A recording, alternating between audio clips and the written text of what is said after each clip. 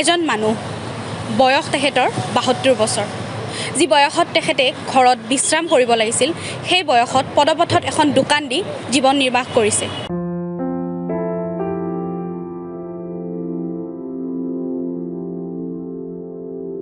গুৱাহাটী মহানগৰৰ শিলপুখুৰীত থকা এখন সৰু পাণ দোকান দোকানী এহাল বয়সস্থ দম্পতী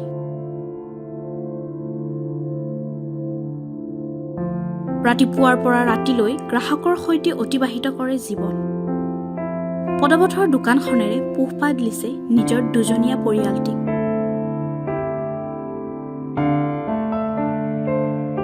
এনেদৰে চলিছে তেওঁৰ জীৱন সংগ্ৰাম তেওঁৰ নাম শিৱপ্ৰসাদ চৌহান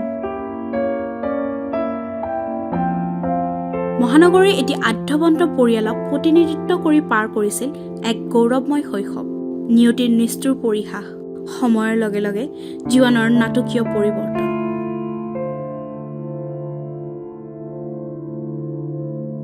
গান্ধীবস্তিত ৫ ভগ্নী আৰু ভাইৰ সৈতে আছিল এক আড়ম্বৰপূৰ্ণ সুখৰ পৰিয়াল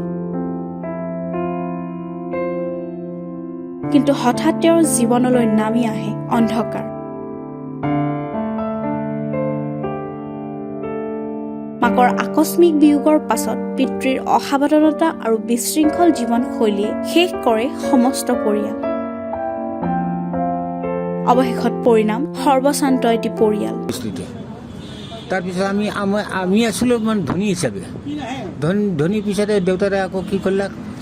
মা মৰিল দেউতা মৰিল এই ভাইবিলাক মৰিল তাৰপিছত দেউতাৰ মাটি ধ্বংস কৰাৰ পিছত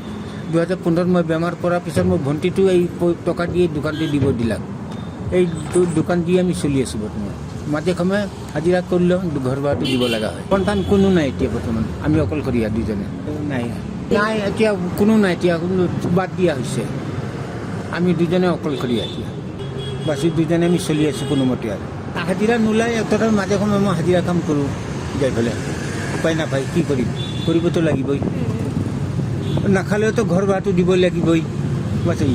নাই খোৱাই নাই কাৰো ফালৰ পৰা খোৱাই নাই আমি নিজৰ কৰ্ম দি চলি আছোঁ